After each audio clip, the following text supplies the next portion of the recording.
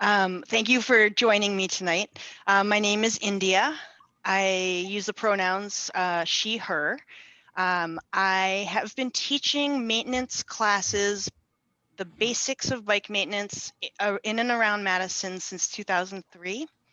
I co-owned a small business with a friend of mine, and we did that for many years. And this is sort of the last and lovely vestige of that. So I'm happy to be here. I do my day job. I'm an academic advisor for undergraduates at UW and enjoy that very much. But this is a nice break from that. I'm a single mom, and so this is a nice break from that. And the list goes on, but really happy to be here tonight. Zoom, I think there are pluses where none of us had to commute in the cold to get here, but the minuses are that I'm not here, I'm not with you and your bike, sort of holding your hand and walking you through and making sure that you feel really confident. So my goal at the end of this is that you have learned something, and I think we'll be able to meet that goal.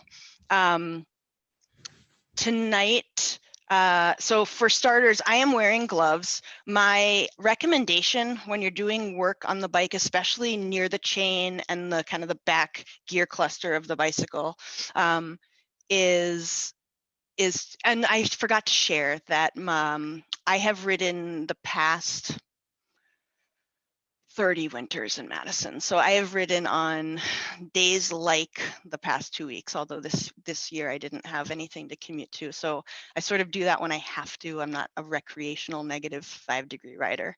But I've done it, it's doable, it's actually can be enjoyable. And if you have questions, if we have time at the end, if you have questions about that, I'm happy to chat. But if not, Dar can provide my email address, and I'm always happy to field questions.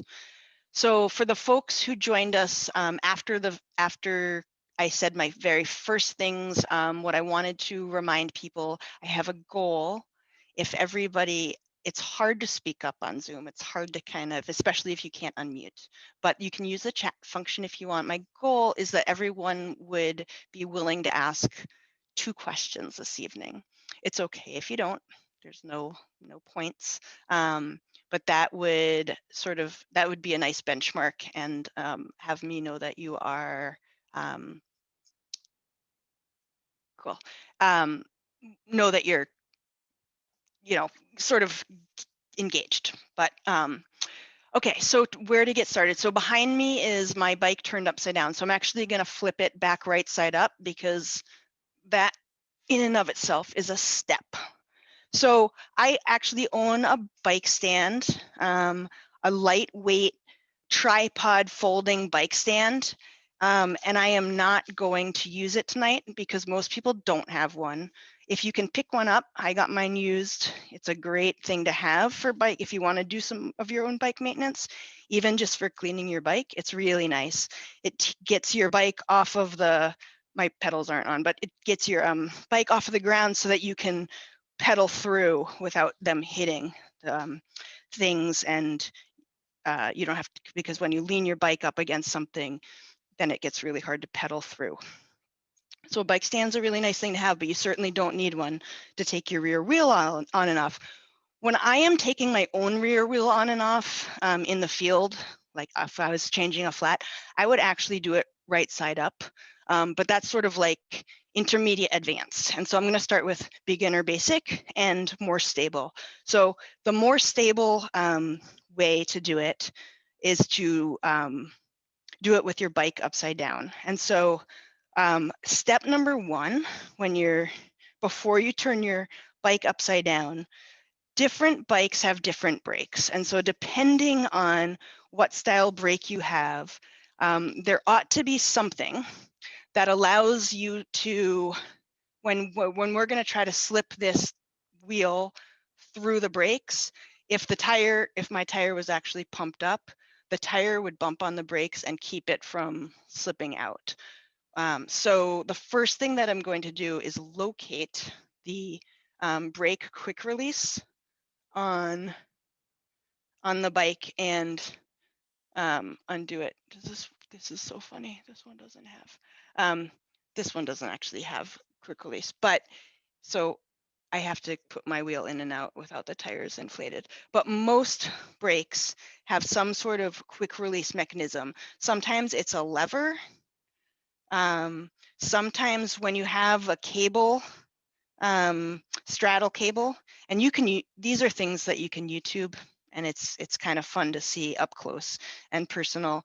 But if you have a straddle cable style brakes on either like a mountain bike or a hybrid or just a non-road bike style brake, other than disc brakes, you will have the ability to unhook that, and that will open up your brakes so that the wheel can fit through. So step one is to undo, if there is one, a brake quick release. Step two is to flip the bike upside down. So the way that I like to do that is I grab with one hand onto, this is called the seat tube of the bicycle, one hand, and I bend my knees, and the other hand I put onto one of the fork stays. So this is the fork of the bicycle going down. If I once I hold the fork, I can control where the wheel is going. So I can keep it straight. And if I'm kind of going out of camera, but if I reach down low enough, I can sort of get a nice center of gravity down there, and it's relatively easy to then flip my bike upside down. And now I'm pretty well in the camera. So, oh, I skipped a step. Okay, so step one was brake quick release. Step two was not flip. Step two is make sure that your chain, you want to make sure that your chain is in the smallest gear of the rear wheel, of the rear cog set, of the rear cassette, or the rear, these are all interchangeable terms, the rear gear set. So the set of gears on the rear, the smallest one is the furthest away from the center of the bike. And what that does, it just brings the rear derailleur here. It also brings, as the rear derailleur moves away, the chain moves away, and it gets everything away from the center of the bike and further away from getting in the way of things. So that's what I'm going to do first. First I'm going to get my chain on my bike, and then I'm going to, so you can just shift the gears, and then what I do is I pick up the rear of the bike and pedal through until it goes to the smallest cog. Now, if I had shifted up at front, wherever your shift lever, if you go the wrong direction, it's okay. You'll go up into the largest cog. Then you can just know that you shifted that you just want to shift in the other direction. So you're just going to go the other way and get it down onto the smallest cog, which I now have.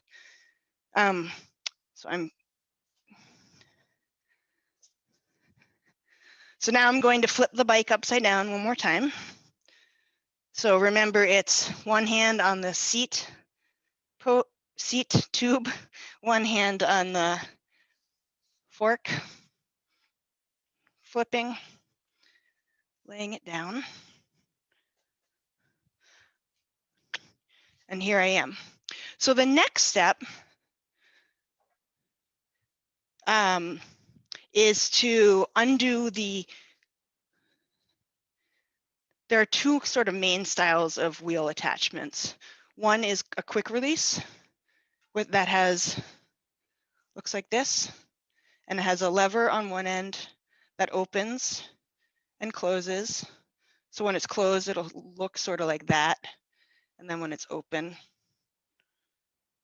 it's hard to see the concavity and the convexity. I do it this way, closed and open.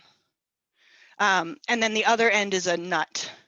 So this, when see if we can actually see this. When this is open, the space between this edge, the inside edge of this nut, and the inside edge of this are farther apart. And then when you close it, it clamps together, and it really clamps the wheel very, very strongly into the frame. So that's the mechanism of the quick release. There are also called bolt-on hubs, bolt-on wheels, where it takes a wrench.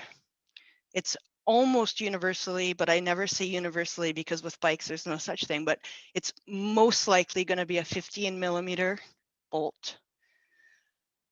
So instead of doing this, you would have actually 2 nuts threaded onto an axle, onto your axle of the hub of the center of the bike wheel. So I'm going to assume, I'm not even going to assume, I'm just going to, does anyone have their bike with them and they're practicing along? If you do, put that into the chat and Dara will report that to me. So the quick release is pretty cool. It's a sandwich. It has the lever end, and then on the other end, it just has a nut. And for some reason, whoever had this last screwed it on a lot. Matthew so that has nut, a quick release. Okay, excellent. So this is a nut that just came off of the end of the bolt of the wheel quick release. And then there are these 2 little springs. There are 2 springs that belong, and they're conical in shape. And the cool thing about the springs, the reason why they're conical, if they weren't, when you squish them, all the coils would line up one on top of the other. But because it's conical, when you squish it, it folds up to just that profile. And that can disappear within the nut. So the spring is there. The springs help one goes on either side. They go large. The springs, if you happen to take your quick release all the way off, which you don't need to do in order to take off your rear wheel, but sometimes there are other occasions where one would. If the springs fall out and you have to pick them back up, it goes large end of the cone pointed toward the nut and large end of the cone pointed toward the lever end. And then those will recede. Those springs act as automatic centering devices so that when this is in your bicycle, the springs help the quick release lever and the quick release mechanism, instead of it just sort of sliding around,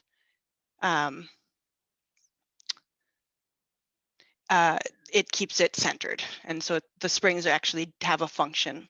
They're important, and they do a good job. So that's what the quick release looks like. The quick release on the wheel. So what I'm going to do is I'm going to go over to the other side and I'm going to flick the lever of my quick release open. So now that's open. And then I'm going to take the nut end. So it's like a sandwich. So if you have a sandwich and you were to squish one, like if you took the sandwich, if you squish one piece of bread toward the other, the sandwich doesn't really care which piece of bread you're squishing. So it doesn't matter which side you're tightening from. This is a bolt and this is a nut. You can tighten the bolt toward the nut and that tightens the nut on, or you can tighten the nut on or loosen it. What might cause it to be difficult to take that off? Perhaps if it was tightened down too tightly, maybe? Yes. So oftentimes what will happen is the last person who flipped that quick release lever closed was not maybe wasn't you. Maybe it was somebody that you're a friend, and it might have been a larger person than you, and it might have been somebody who had more used more gusto, I'll put it that way. And so if you over tighten the quick release mechanism and then close the lever, it's going to feel jammed shut and it can take quite a bit of force. Also, it can get rusty. So you can put, there's a little pin that kind of this is the other end of the lever sticking out, and that rotates. And you can lubricate around there, and you could lubricate around here and put a little lubricant in and see if that makes it any easier. You'd have to wait a few minutes after you drip a few bits of chain lubricant into those pivot points, and you could see if that helps it open up more easily.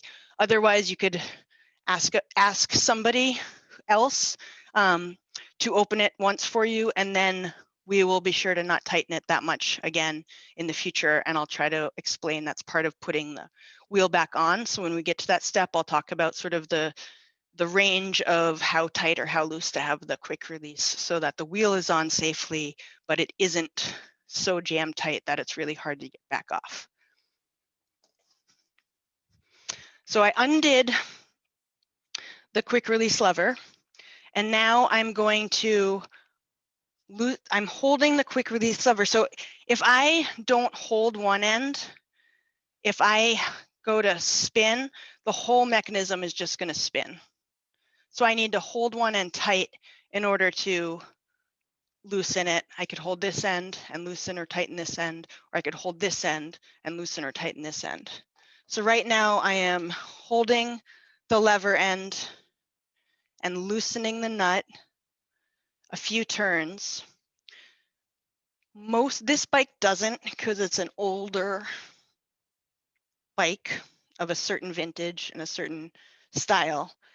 A lot of bikes have little tabs welded right onto the frame that if my wheel is loose, there are little tabs that catch and keep the wheel from coming off as you're riding. And so what that means is that if you do have tabs, you have to loosen this quick release mechanism enough, make the sandwich loose enough to get past those tabs. So you might have to do a few extra turns until it just kind of slides.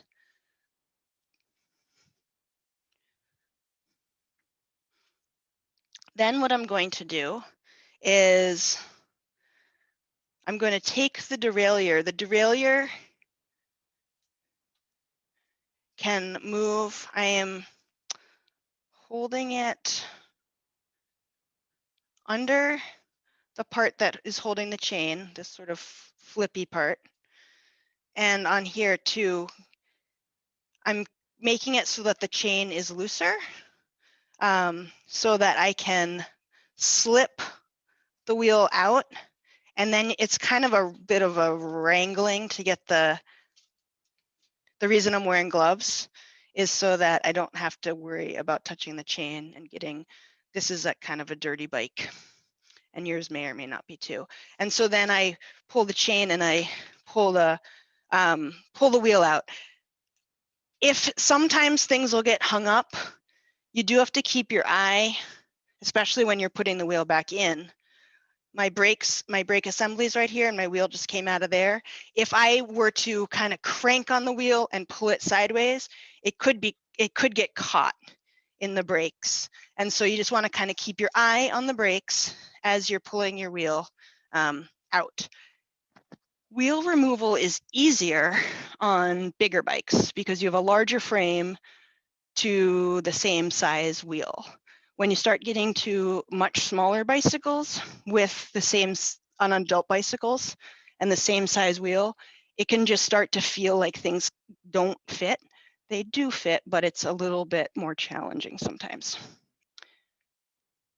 That's the removal. Are there questions for me yet?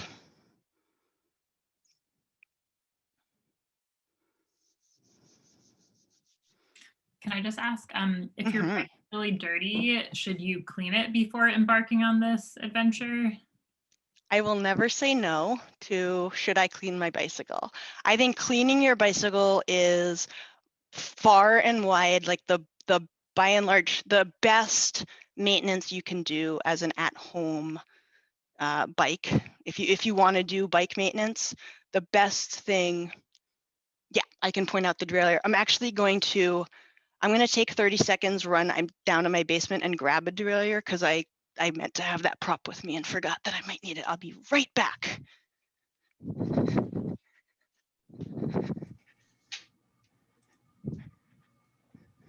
I'll just riff a little bit and mention that I put a link to a survey in the chat, and I'll try to remember to put it at the end too.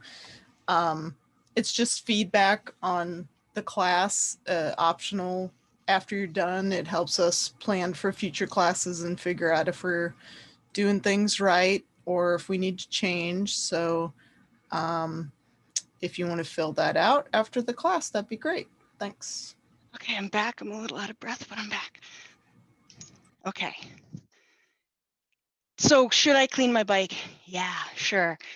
There is a class on, when is the chain maintenance class start? Is that the next one coming up in March?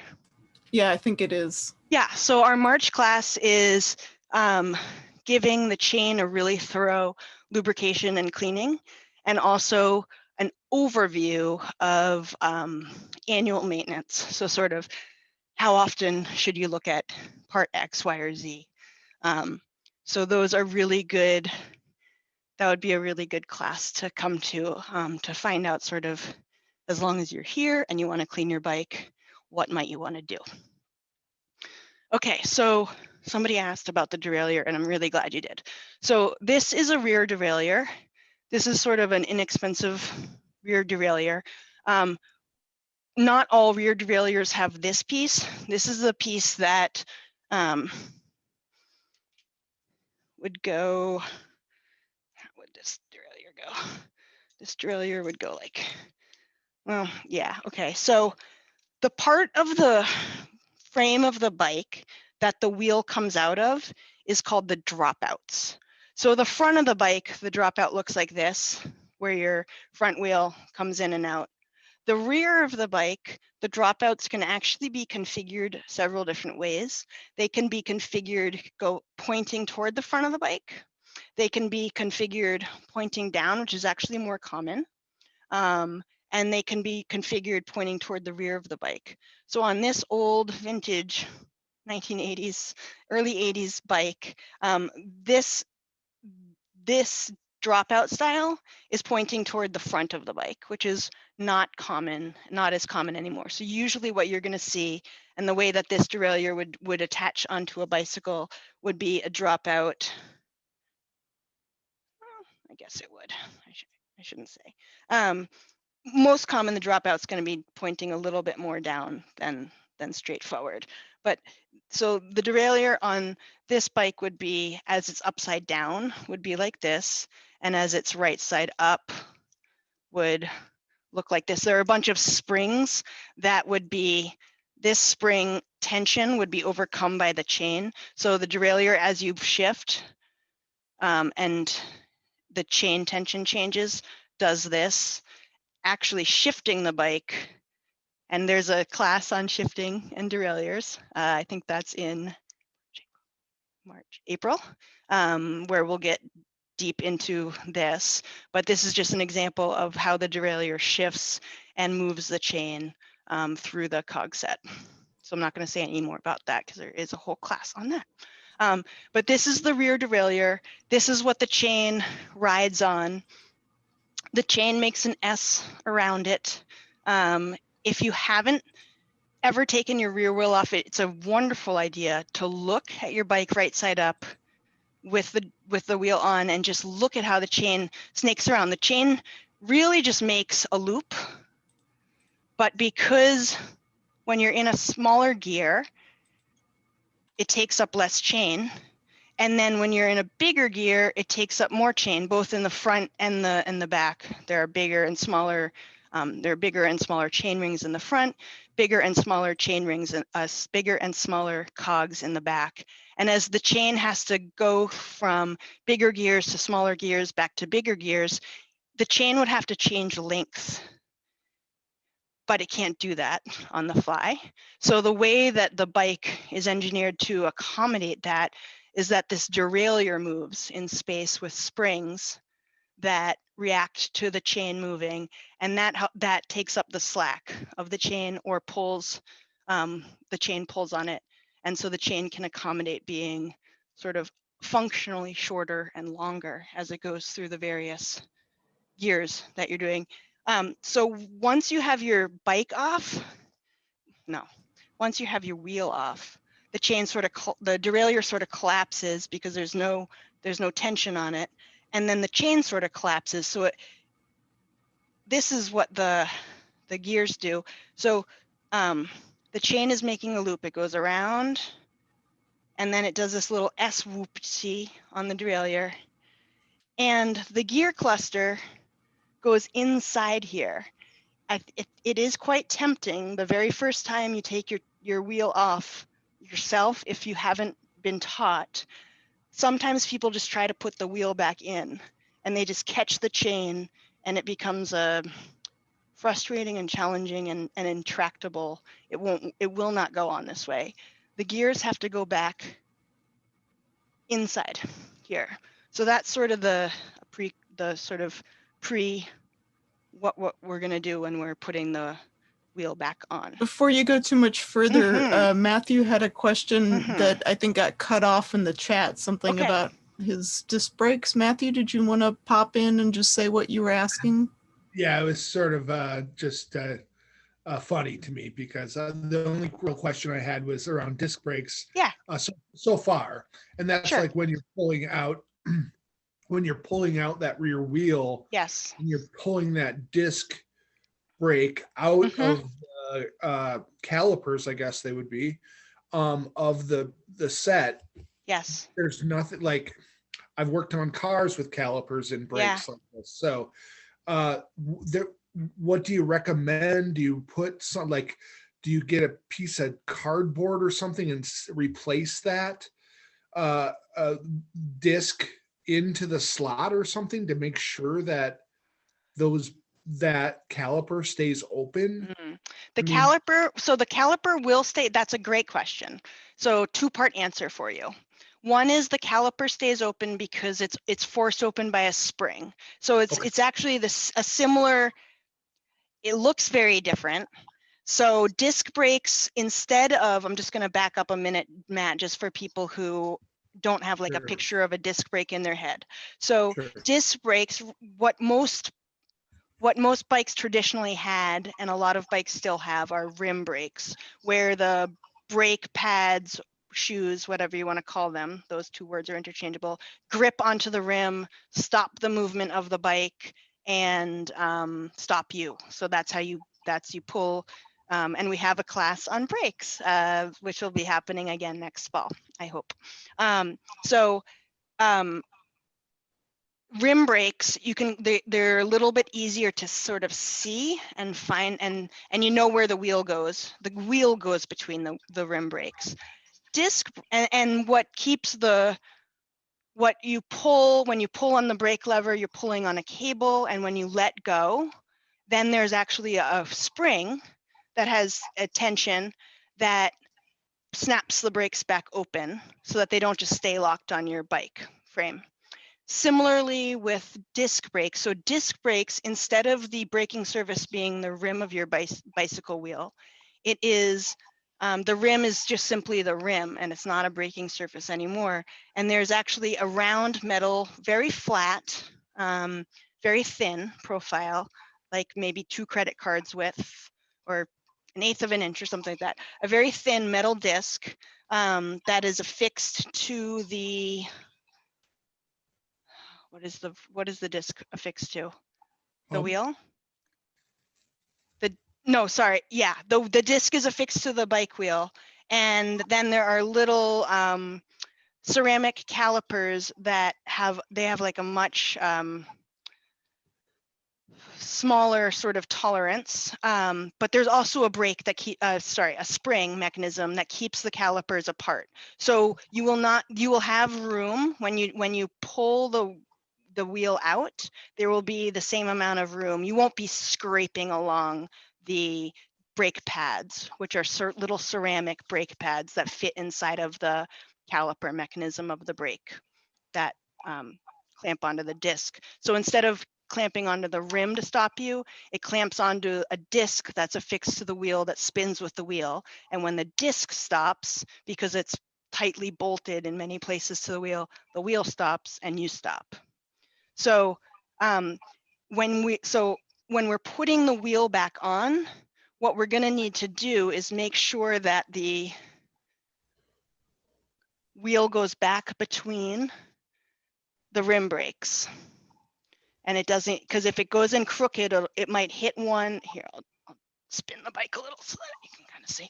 So it could, if it doesn't go right in between, if it goes in crooked, it could hit one of these brakes or the other and just be annoying. And so that's something that when you have rim brakes, you have to pay attention to.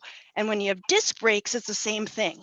You just have to sort of it's like being aware of a few things at once. So you're like being aware of where the wheel is going into the frame, and you're also being aware of how the disc is sliding in between the calipers, but there's room for it to go. Did that Okay. answer the question, Matt?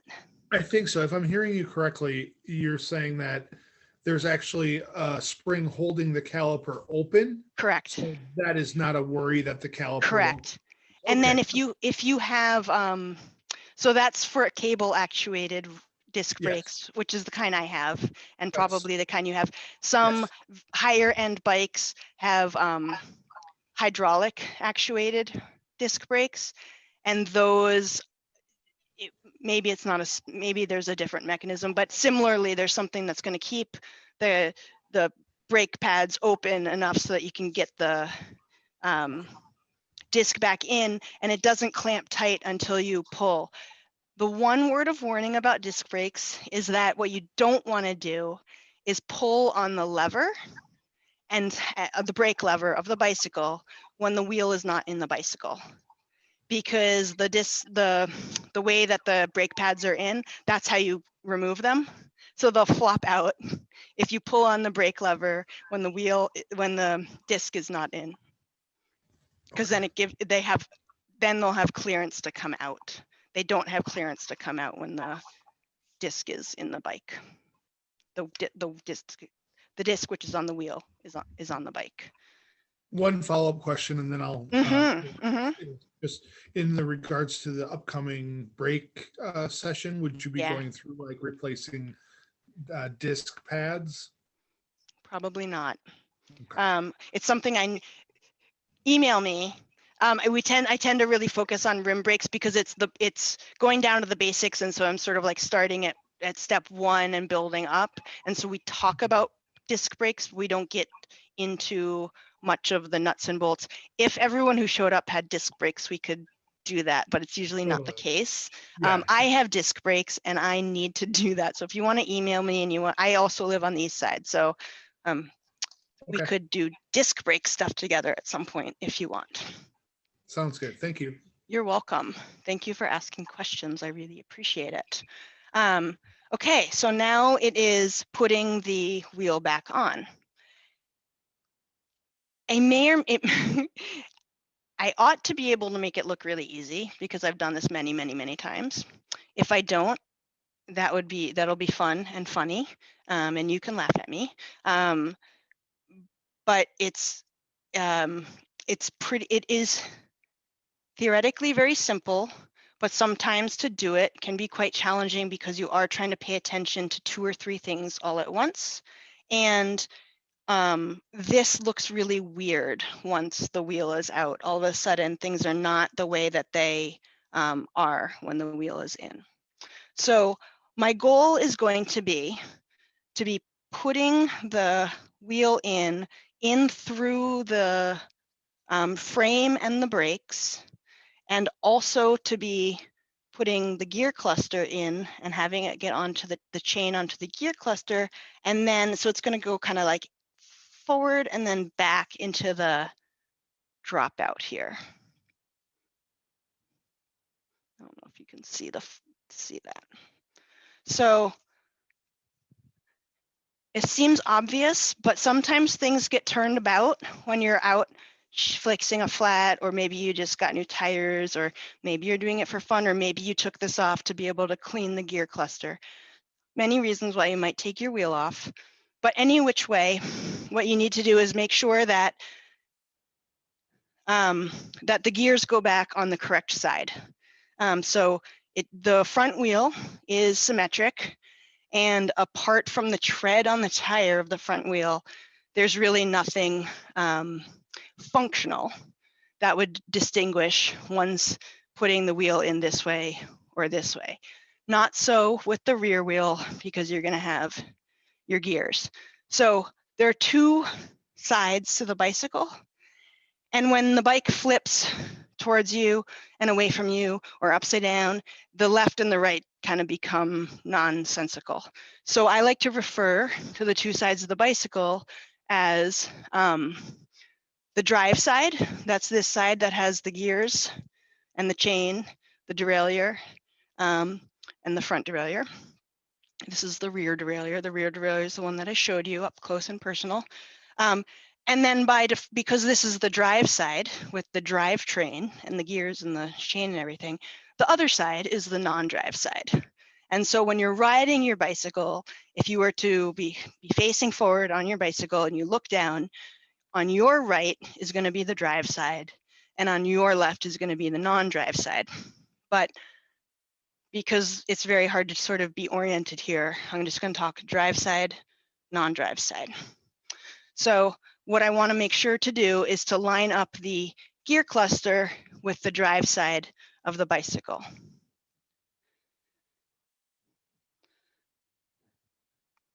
The next thing that I'm going to do is I'm going to, I haven't done this in a while. I am going to create, just make sure that I pull the piece of chain that is when the bike is right side up, it's the bottom of the chain, but the piece of chain that is on the top when the bike is upside down, I'm going to pull that up to create space for the gears. And I'm going to place the gears onto the chain. And if you remember, step one was to make it so that the chain was on the very outside smallest cog. This is when that becomes handy. So now, because I did that when the bike was right side up, I know that I'm supposed to put the smallest cog onto the chain. And it helps because it makes it so that the, this is going to be hard, it's funny. It makes it so that the gear cluster is the least in the way possible. Come on.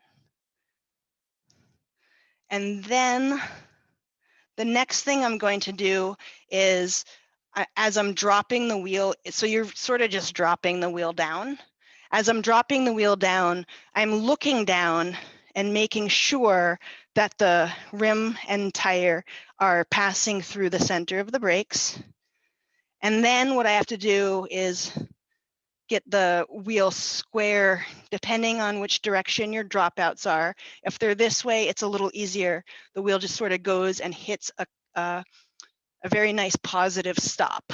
And it does that on both sides. On this bike, because the dropouts are facing this way, I have to yank the wheel back until I hit a nice positive stop. This is the point at which it can be really easy for the wheel to go crooked.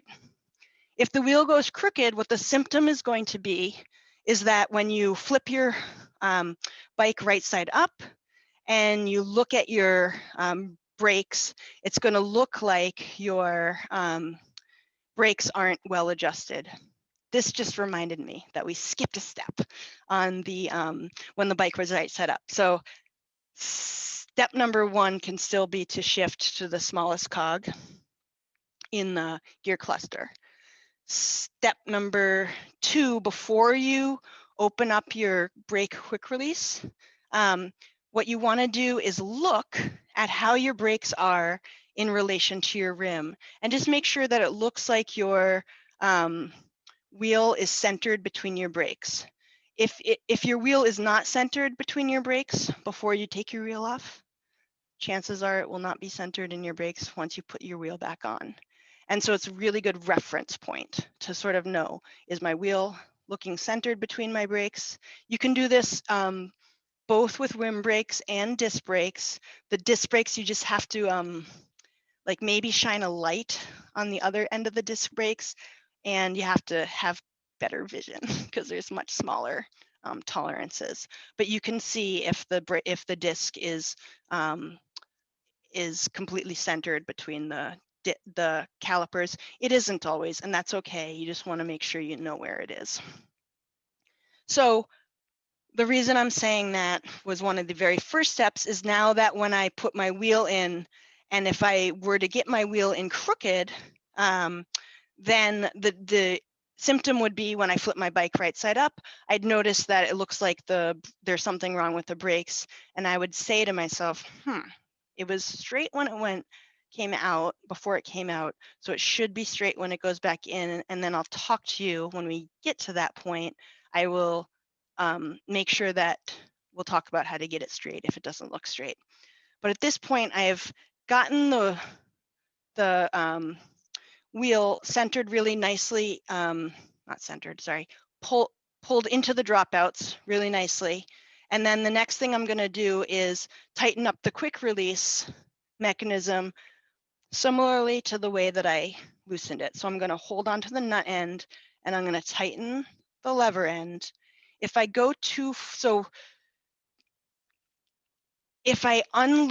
loosened it 3 or 4 turns, then I'm going to want to tighten it back up 3 or 4 turns. So it's a really good idea to sort of pay attention when you're loosening it, how far you went, but it's okay. You just go until you sort of feel,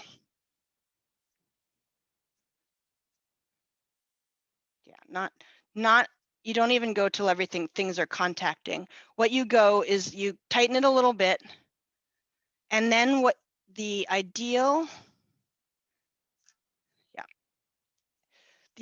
tightness is that when you go to so you're sort of tightening or loosening, and then when you go to flick this lever, you want there to start to be resistance right about here, and it should be challenging, and you should have to use your palm. It should be challenging to close it, but it shouldn't be all of your strength. If I didn't have a glove on, and you could take one off to do this part, when you flick that lever closed, we like to say that the sort of a good range of tightness is when it leaves a nice impression on your hand. Oftentimes there's either like a sort of a what's the word? It's a rough surface, so it has sometimes like a pattern on it, and it'll leave even a pattern on your hand as you go to close it. So you want that to be nice and tight, but it shouldn't take all of your strength, because then it's going to be very hard to open. If it's too loose, when it's tight, when you go to open it, you don't want it to just be able to flick open. You want there to be resistance, and then it opens. This type of clamp is a heavy duty clamp that works on a cam. And what it does is, if you were to be tightening from the nut side, about 2 or 3 full revolutions, which is quite a bit, is how much this tightens the sandwich as I'm doing that. So this is actually a very critical and very impactful way to tighten. It's a great mechanism, and it makes it so that you don't need a wrench. So I am just futzing with mine, and at the end, it can actually be like turning or tightening or loosening this by just a quarter of a turn can make a really big difference on how tight or how loose this opening and closing feels. So I could, if I tighten it too much and it's really hard, all I would need to do is back it up a tiny bit and check. And then if it's not loose enough, I can back it up a tiny bit more and then close it. So this is a little bit of a too tight, okay, loosen it a tiny bit, too tight, nope, good, too loose, tighten it a little bit, and you just sort of keep going until it feels good. The way that so on the front of the bike, no, I'll just say it on the back of the bike. On the back of the bike, the The quick release, really, when you take this mechanism out, you could put it in either way to the wheel. Functionally, it makes a difference because I don't want to have the lever here on the drive side where all the gears are. So the quick release, if somebody else, when you took it off, it'll be the correct way. If you're putting in a brand new one for some reason, you'd have to decide. But the lever end is going to be on the non-drive side for the rear wheel. By convention, if you buy a new bike from a shop, they're going to have the lever side of the front wheel on the non-drive side for cosmetic purposes. It makes no difference what side the lever is on in the front. The only thing that I like to tell people, I'm going to turn the bike around just so I can show. As far as tightening the quick release lever, let's see if you can see it. It's kind of shiny. This is it's like kind of shiny in the light. There it is. So what seems tempting to people because they like how it looks is they'll line it up with their bike frame and tighten it down. And if you do that, you run the risk. You don't want it overlapping the bike frame because you run the risk of not being able to tighten it to close it completely. So when you close the quick release lever completely, it actually goes beyond, a little bit beyond, usually 90 degrees. And so in order to close this down completely, now it's really hard to open. It might hit the frame before it's actually locked closed. And it's also really hard to open because you can't get your fingers between the lever and the frame to open it up. So what I prefer is to have it just slightly above or below the frame so that it isn't hitting anything and it isn't too hard to access. So now the wheel is in, it spins. I'm actually looking at the brakes. It looks nice and centered. I'll talk about what you would do if it isn't. So that last tightening motion is a very asymmetric motion. So this is the most, if the wheel goes in crooked, this is actually the most likely time where that happened. So sometimes that when you put the wheel in and you tighten this down, the wheel gets yanked this way and I'm just gonna force it. I'm yanking the wheel this way. And now when I'm looking at it, there's a lot more space between the brakes and the rim on one side, and there's very little space on the other side. So I know that the wheel went in crooked. I don't have to worry about it right now. The next step is to turn the bike right side up, and we're gonna let gravity help us. So to turn the bike right side up, I try to do it the same way that I turned it upside down. In order to have your bike sit nicely upside down, you might have to do something like if you have a light, you might have to take off your light. If you have a bell or other things, you might need to either remove small accessories that are removable or loosen the clamp on them and rotate them so that they're not on the ground under the handlebars. That would have. So what I did was I came to the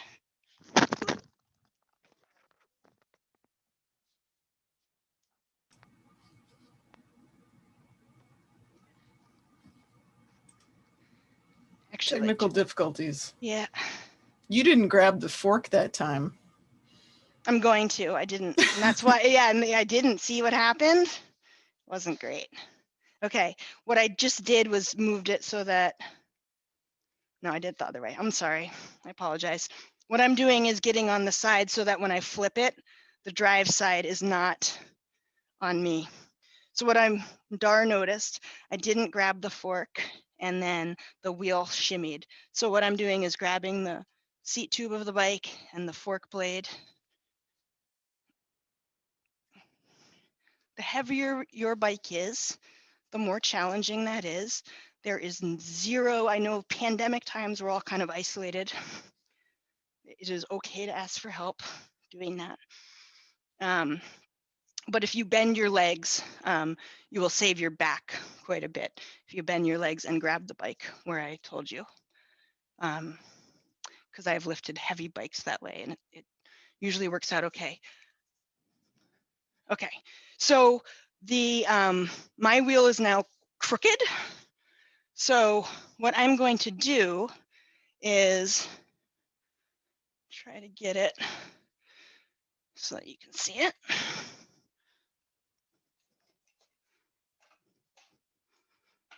So what I'm going to do is I'm going to take the quick release lever and flick it open. And then this is now on a chair. And but if it was on the ground, what I'm going to do, if your dropouts are situated mostly pointed this way, gravity is going to help now the bike kind of rest back down onto the wheel on both sides and make it so that the wheel is straight and you can actually sight. So I'm looking at the brake pads on both sides and I'm looking at the little bit of light, little bit of space on either side. And now my wheel is straight. And then I'm just going to close the quick release lever. And if that made it go crooked again, I would do that check again. And then I would loosen the quick release lever. And if it made it go crooked again, I might use a hand on this side holding, I'm actually bumped up against the frame. And then I would maybe push on the rim just to make sure that it didn't cock the wheel that way. And I could loosen it and tighten it and do that as many times as I needed to in order to get the wheel in straight. Once the wheel is in straight, then the things that I have left to do is to re-engage the brakes, because if I've done a quick release mechanism on the brakes to make it so that the inflated tire could fit through, then I would need to cinch that back down so that my brakes are fully functional. That is the reinstallation of the wheel. So now I do have time for questions. So I will start by asking if people have questions about the material that we just covered. And there are absolutely no stupid questions, no questions to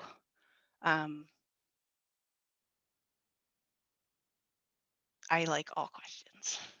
I have an 8-year-old. I'm good at questions. I know this is an intimidating way to be on the spot. I feel like I'll give you $2 if you ask a question. Okay, if there are no, if questions bubble up in the next bit, feel free to shout out. We have until 7:30. So if people have questions off topic, we can chat about that. So it could be about winter riding. It could be about cleaning the bike. So anybody have, Lelia, do you have a question? Or are you just turning your video on? I was turning my video back on. But I guess that is, I am really interested in some of the winter riding stuff. And I did my own share of grilling people at local bike stores recently. So I'm just curious, although I do actually, do you think, I was like about to buy brushes because I was gonna clean my, like I was noticing as you were like just like looking at your bike, I just feel like, I know you said it was dirty, but like relatively, this is a road bike and I haven't ridden it in a long time and it's not a winter bike. So yeah. Like I just felt like, I don't know, when I took my bike down like a couple months ago, because it was like hanging in the garage, like I just felt like there was a lot more sand in places that I didn't remember. And so one of the things that they mentioned was like bike or like brushes and brush kits, and then I like looked online and I like saw a couple different ones, but I'm wondering if you just have like general thoughts that come to mind that would be good to talk about. I do. That's a great starting point. So cleaning the bike means everything from wiping the frame down to kind of getting into the moving parts. And the chain actually has more moving parts than probably the rest of the bike put together. So every single link on a chain has 4, like 2 outer plates, 2 inner plates, some bushings, some pins, 4 pins, 4 bushings. Yeah, so the chain is sort of where the brushes kind of come in. So there are chain cleaning kits where you can put a clamp on a tub of solvent kind of around your chain, and then there are brushes, and then you can use brushes. An old toothbrush is a great brush to get into the gears and stuff. An old toothbrush is great. My kind of like when we teach the thorough chain lubrication / cleaning, we don't use any of those solvent kits. We just use elbow grease and chain lubricant to kind of flush out and then re-lubricate the chain. So I'm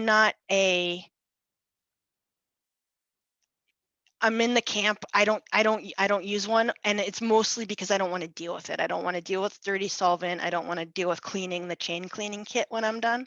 But what I like to say is whatever gets you to clean your bike more often, you know, if it's within your budget, go ahead and get it. I mean, so it's sort of the same thing where like if you were not so excited about brushing your teeth and then someone gave you an electric toothbrush and you're like, no, I want to brush my teeth all the time, and that's a great thing to do. So if having some like bike specific brushes that kind of arc and curve and kind of really like get onto the gears, if that excites you and it makes you feel like you're gonna want to clean your bike more often and maybe do it with a friend and lend your brushes to them and vice versa, I am not against those types of things. They can be really useful, but there are other ways to get in there. Now that you know how to now that you know how to start practicing to take off your rear wheel and putting it back on, that makes it so that you can actually get to the rear wheel gear cluster.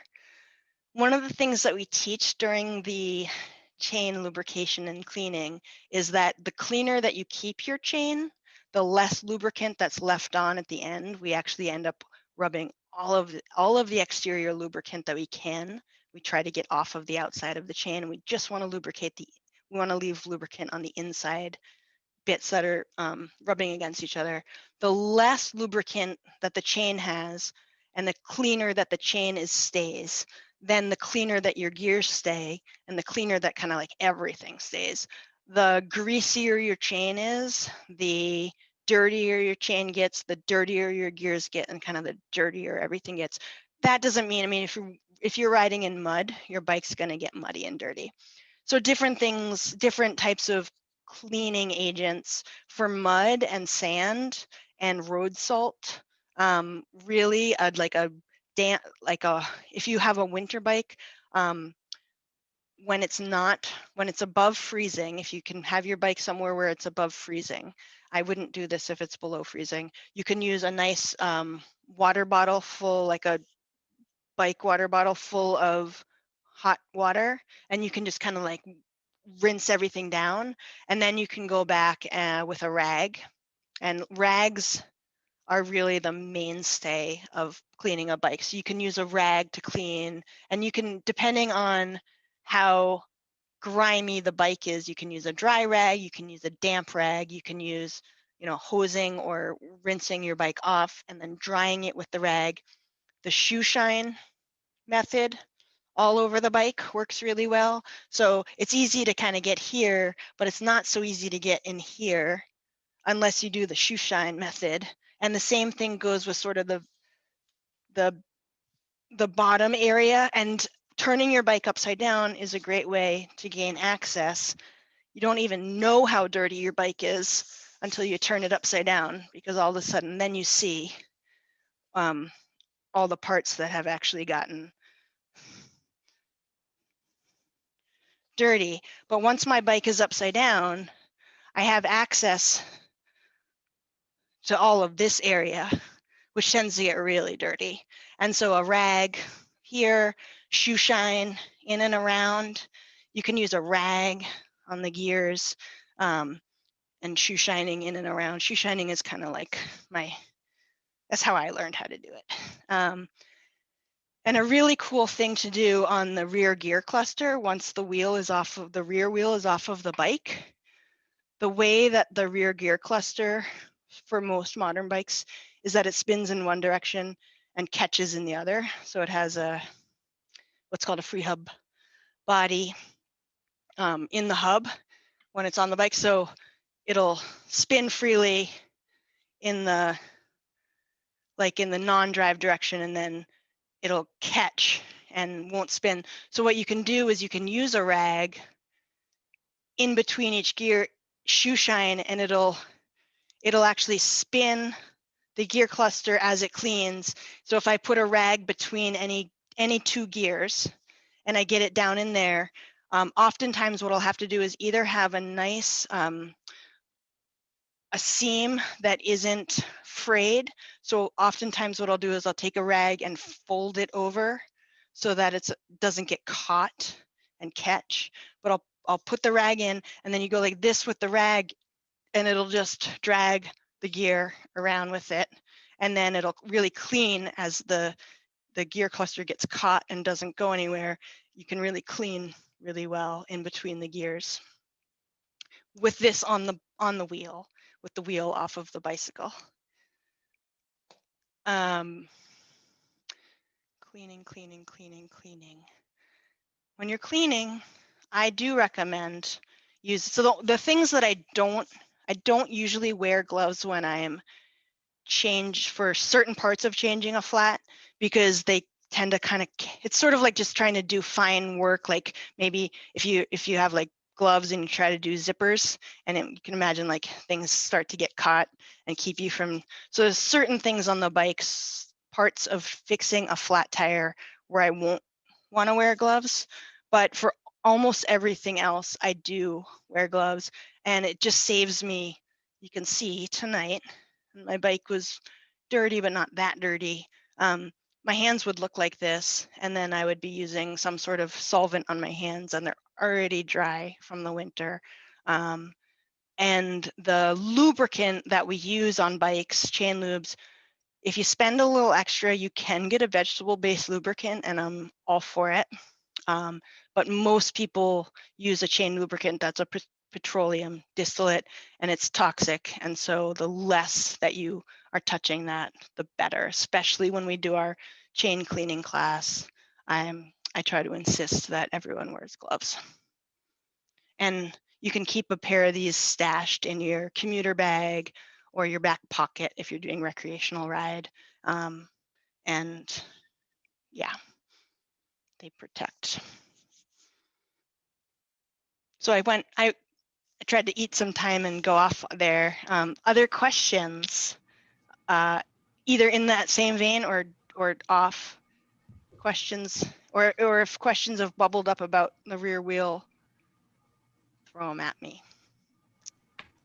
Just about winter riding, like my biggest concern is, you probably can't tell, but I already have a little bit of rosacea going on. So just like the hard, cold winter wind, yeah, that's a concern. Yeah. And I'm not a skier, right? So I don't have any sort of big goggles. I also have a commuter bike without studded tires. Yes. So it makes me, I mean, I'd love to have a fat bike, but they're not given away at the corner. Correct. They're pretty expensive. So, they are. So it's just some questions about the main reason I don't bike in the winter is mainly because it's too cold and ice. I don't have studded tires. And so once it's in the fall and starts to dip into like the high 20s, I start to bow out. Sure. Yeah. And that's, I mean, everybody has their limit. And so there's no judgment from me. I have to say that when I'm not biking and I see people biking in the winter, I have that, oh, it looks so terrible. And yet when I do it, it's really wonderful. It feels so good to be out there. So there are ways to, and we have about 10 more minutes, and I can gladly talk about this. There are ways to protect yourself from the wind really is the sort of the element that gets you, because apart from that, it's harder for me and every other winter biker I know. It's actually harder to regulate to stay cool enough. You start to overheat. So for your hands, there's a couple different avenues. There are some initial investments to beef up either your commuter bike or to pick up a dedicated winter bike, and sort of looking at it as like a 10-year investment of, you're going to have this bike, and if it's your main mode of transportation or even your secondary mode of transportation, it's worth a little bit of investment. So you don't have to go the 3,000, I don't even know what they are anymore, fat bike, but you could pick up a really cheap old mountain bike that fits you. So making sure it fits really well. Staying hydrated. If you're not hydrated, your circulation's not going to be as good. And then studded tires, I have to say I am a huge proponent of studded tires in the winter. And so I have ridden several winters without them. It's doable. It's not nearly as, once you try them, some people say you can just get away with one. I have two on my winter bike, which used to be my everyday bike. So I would swap my tires off. Studded tires are a little bit of an investment, much less than a whole fat bike or anything. I'd agree with the studded tires. I probably biked about 10 winters without them, and then I just got it on my front wheel, and it made a huge difference. It improves your confidence, I think, and not in a bad way where you're doing something dangerous, but you just feel much less hesitant. Absolutely. Yeah, you go from going, oh no, is there a patch of ice, to I just don't care.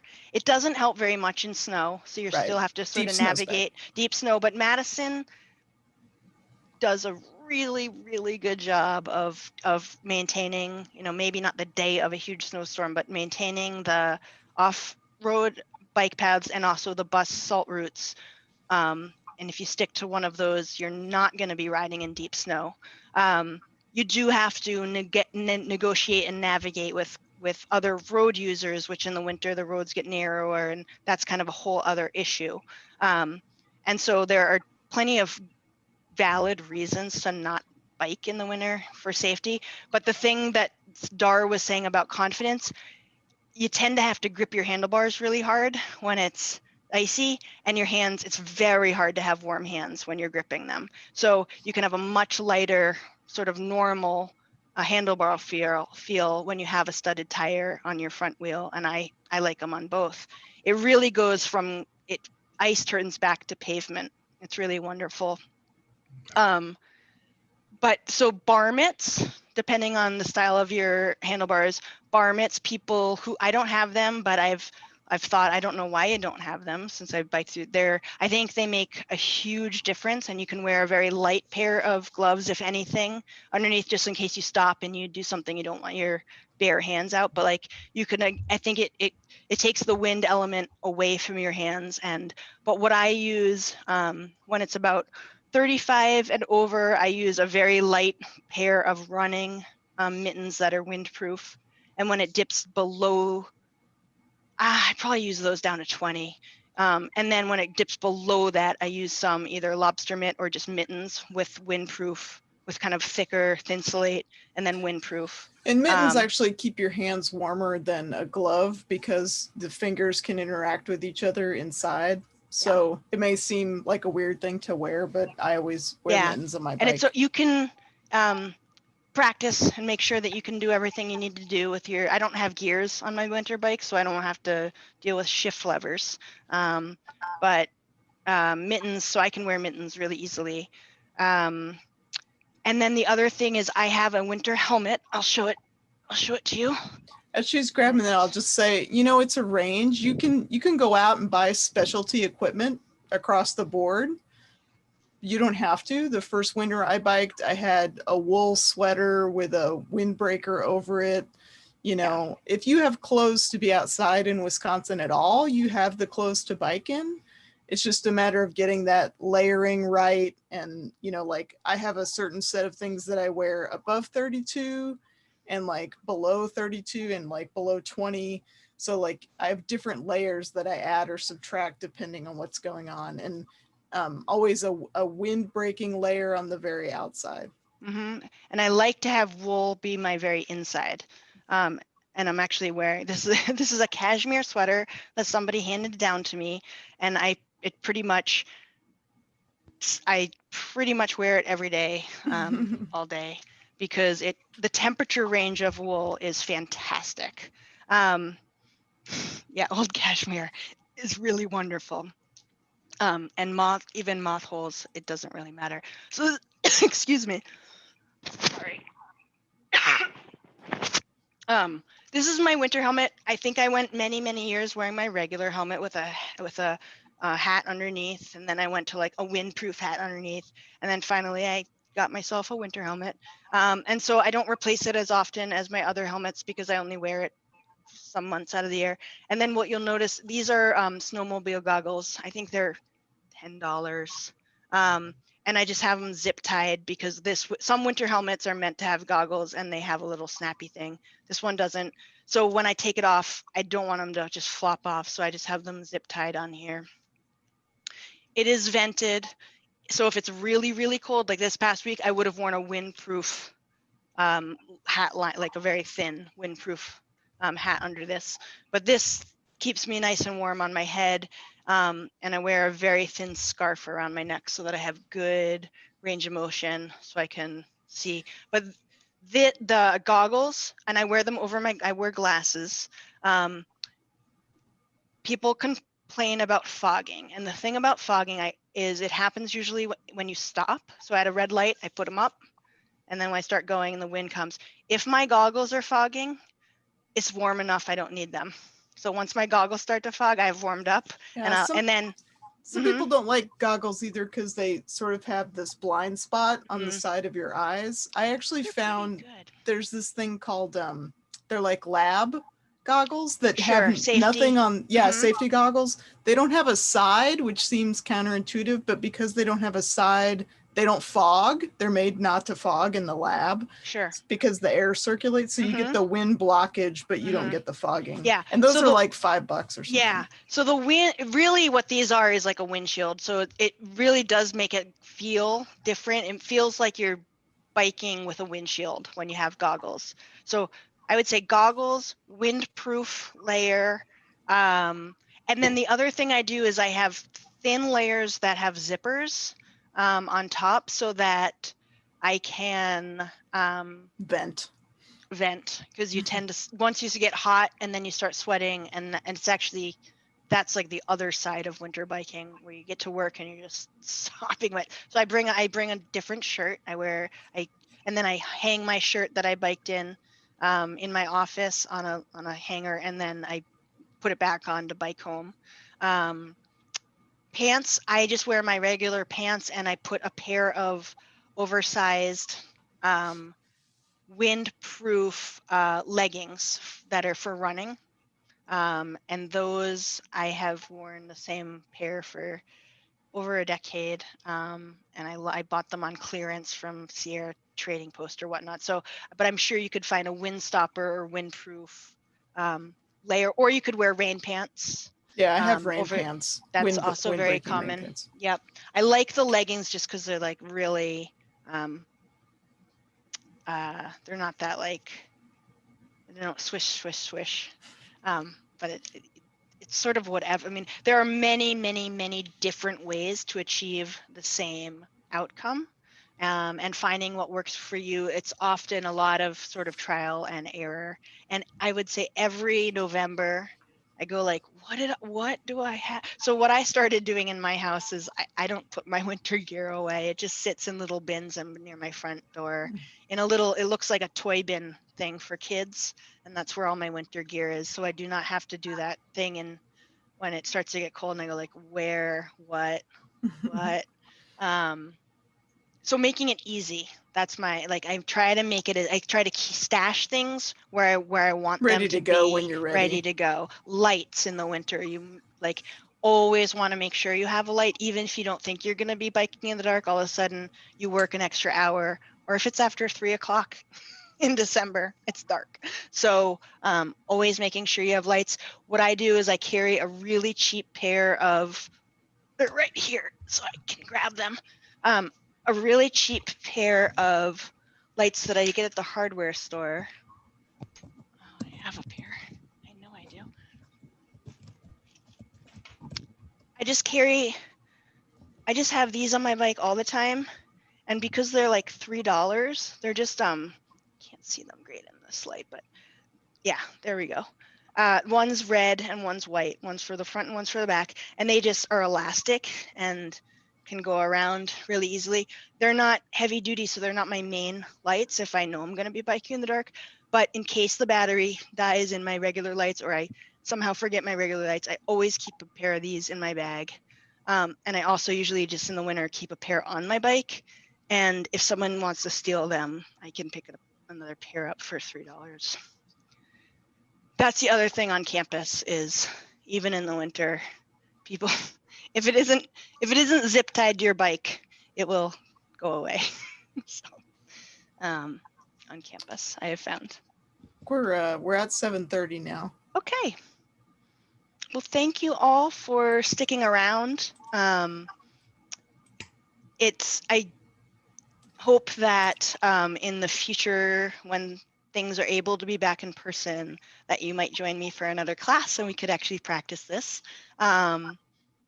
But this is really fun for me to be able to keep doing this through these times when we're sort of not gathering together. So thank you all so much for being here. And thank you, Dar, for facilitating the class. Thank you both.